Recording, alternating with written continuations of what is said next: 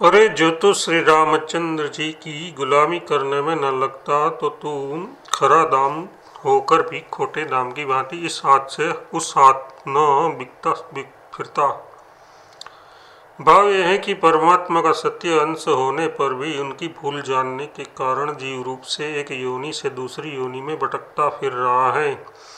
यदि तू जीव से श्री रामचंद्र जी का नाम जपने में आलस्य न करता तो आज तुझे बाजीगर के सम के सुदस धूल न फाँकनी पड़ती। अरे मन, यदि तू मेरा कहा मानकर राम नाम रूपी धन कमाता तो श्री जानकीनाथ रघुनाथ जी के सन्मुख उनकी शरण में जाकर सुखी हो जाता और सर्वत्र तेरा आदर होता।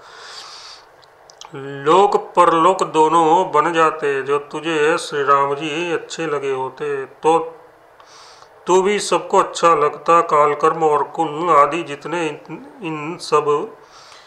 इस सब जीव के प्रेरक है, वे सब फिर कोई भी तुझ पर क्रोध न करेंगे, सभी तेरे अनुकूल हो जाते। यदि तू श्री राम नाम से प्रेम करता और उसी में अपनी लगन लगाता तो स्वार्थ और परमार्थ इन दोनों के ही बहोड़ी तुझ पर विश्वास करते। यथार्थ तू संसार और परलोक दोनों में ही सुखी होता। तू संतों की सेवा करता। जो तू संतों की सेवा करता एवं दूसरों का दुख दूर कर सुन और समझकर दुखी होता तो तेरे हृदय रूपी तालाब में जो करोड़ों जन्मों का मेल जमा है वह नीचे बैठ जाता। तेरा अंतःकरण निर्मल हो जाता। श्री राम का नाम लेने वालों के लिए संसार का मार्ग अगम्य है और अनंत है, किंतु उसी को तू बिना ही श्रम के पार कर जाता। जब श्री राम के उल्टे नाम की ही इतनी महिमा है कि उसने व्याघ्र वाल्मीकि मुनि बन गए थे, तब सीधा नाम जपने से क्या नहीं हो सकता। अरे मूर्ख, तेरा ये देवताओं को भी दुर्लभ मानव शरीर यूं ही न चला जाता तो कल्याण का मूल हो जाता और विधाता तेरे अनुकूल हो जाते हैं। अरे मन, यदि तू प्रेम और विश्वास से राम नाम से लो लगा देता तो है तुलसी, श्री राम कृपा से तू तीनों तापों में कभी न जलता। अथवा यदि न तातो ही की जगह न सातो पाठ माना जाता तो इसका अर्थ इस प्रकार होता है, तुलसी श्री राम कृपा से तू अपने तीनों तापों को नष्ट कर देता। श्री राम जी ने अपने भले स्वभाव से किसका भला नहीं किया।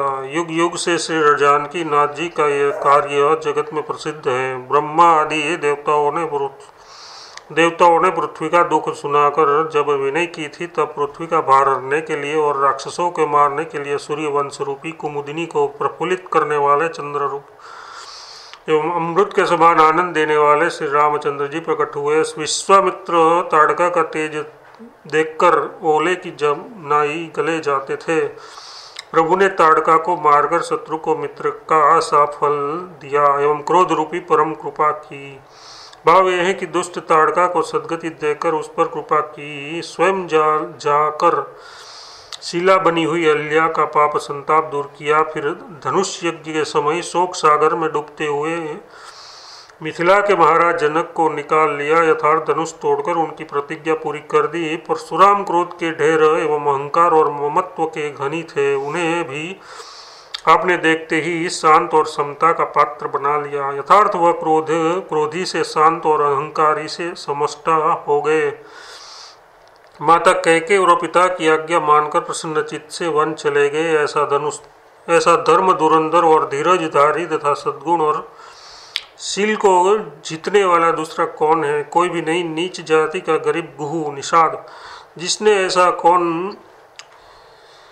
ऐसा कौन जीव है जिसे नहीं खाया हो। यथार्थ जो सब प्रकार के जीवों का भक्षण कर चुका था, उसने भी पवित्र प्रेम के कारण श्री रघुनाथ जी से सखा जैसा आदर प्राप्त किया। सबरी और गीध जटायु को सत्कार के साथ मोक्ष देने वाला कौन है? यथार्थ शोक की सीमा यथार्थ महान दुखी सुग्रीव का संकट दूर करने वाले कौन है? श्री राम जी हैं। ऐसा कौन काल का ग्रास था जो रावण से निकले हुए विभीषण को अपने शरण में रखता? अथवा ते ही काल कहो, ऐसा पाठ होने पर उस समय ऐसा कौन था जो विभीषण को अपनी शरण में रखता, जिस रावण के राज्य में आज भी विभीषण राजा बना बैठा है। यह सब रघुनाथ जी की ही कृपा है। अयोध्या का रहने वाला मूर्ख धोबी, जिसमें बुद्धि का नाम भी नहीं था, वह पामर भी वहां पहुंच गया। जहाँ पहुँचने में मुनियों का मन भी थक जाता है। महामुनिगण जिस परम धाम में संबंध में तत्व का विचार नहीं कर सकते, वह धोबी वहीं चला गया। ब्रह्मा ने ऐसा किसे रचा है जो राम नाम लेकर मुक्ति का भागी न हो। पार्वती वल्लभ शिव जी जिस राम नाम का स्वयं स्मरण करते हैं और दूसरों को उपदेश देकर उसका प्रचार करते हैं। जग अजामिल की कथा सुनकर कौन प्रसन्न नहीं हुआ, और राम नाम लेकर इस कलिकाल में भी कौन भगवान हरि के परम धाम में नहीं गया। राम नाम की महिमा ऐसी है कि वह आक के पेड़ को भी कल्प वृक्ष बना सकती है। वेद और पुराण इस बात के साक्षी हैं। इस पर भी विश्वास न हो तो तुलसी की ओर देखो। भाव यह है कि मैं क्या था और अब राम नाम के प्रभाव से कैसा राम भक्त हो गया हूँ। हे रघुनाथ जी, आप पर बलिहारी जाता हूँ। मुझे तो बस आपकी ही शरण है, क्योंकि इस निर्लज्ज, नीच, कंगाल और गुणहीन के लिए संसार में आपको छोड़कर न तो कोई मालिक है और न कोई ठौर ठिकाना ही है। वैसे तो घर घर बहुत से अच्छे अच्छे मालिक हैं, किंतु उन सबको सबको अपना ही स्वार्थ सूझता है। मैं तो बंदर सुग्रीव के मित्र और विभीषण के हितैषी कौशलेय श्री रामचंद्र जी को छोड़कर और कहीं भी शरण नहीं पा सकता, और किसी मालिक के यहाँ मेरा टिकाव नहीं हो सकता।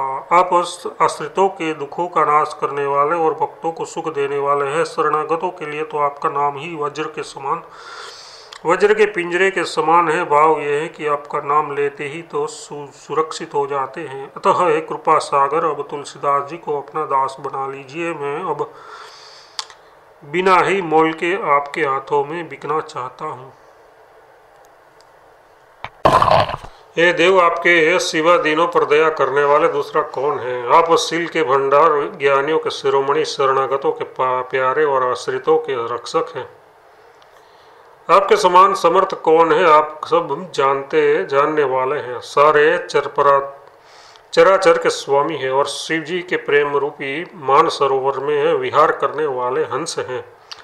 दूसरा कौन ऐसा स्वामी है जिसने प्रेम के वश होकर पक्षी, जटायु, राक्षस, विभीषण, बंदर, भील, निषाद और भालुओं को अपना मित्र बनाया है।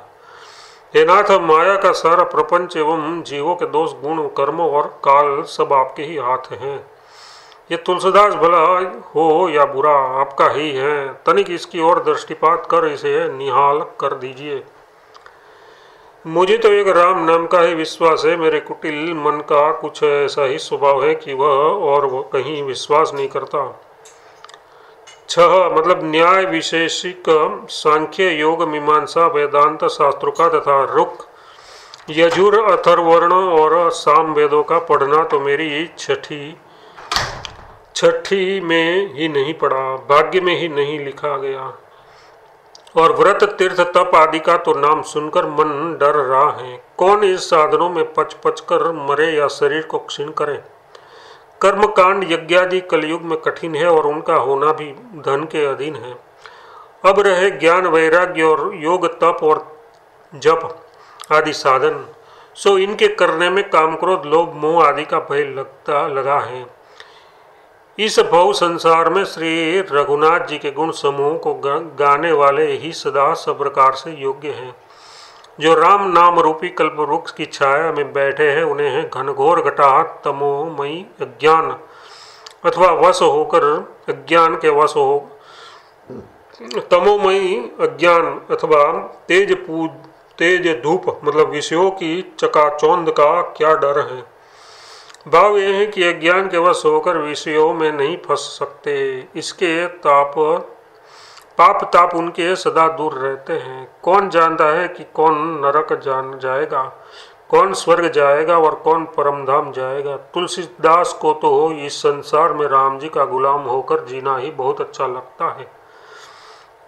कलयुग में श्री राम नाम ही कल्प वृक्ष है, क्योंकि ये दारिद्र, दुर्भिक्ष, दुख, दोष और घनघटा मतलब अज्ञान तथा कड़ी धूप विषय विशाल का नाश करने वाले हैं। राम नाम लेते ही प्रतिकूल विषम विधाता का प्रतिकूल मन ही अनुकूल हो जाता है। मुनीश्वर वाल्मीकि ने उल्टे यथार्थ मरा नाम की महिमा गाई है। और शिव जी ने सीधे राम नाम का महात्म्य बताया है। तात्पर्य यह है कि उल्टा नाम जपते जपते वाल्मीकि व्याघ्र से ब्रह्मर्षि हो गए और शिव जी सीधा नाम जपने से हलाहल विष का पान कर गए तथा स्वयं भगवत स्वरूप माने गए। जिसे इस परम सुंदर नाम राम नाम का बल है, उसके लोक और परलोक दोनों ही सुगम्य हैं। हे तुलसी, राम नाम का बल होने पर न तो इस संसार से जाने में सोच प्रतीत होता है और न यहाँ रहने में ही। भाव यह है कि उसके लिए परमानंद में मग्न रहने के कारण जीवन मरण समान हो जाते हैं।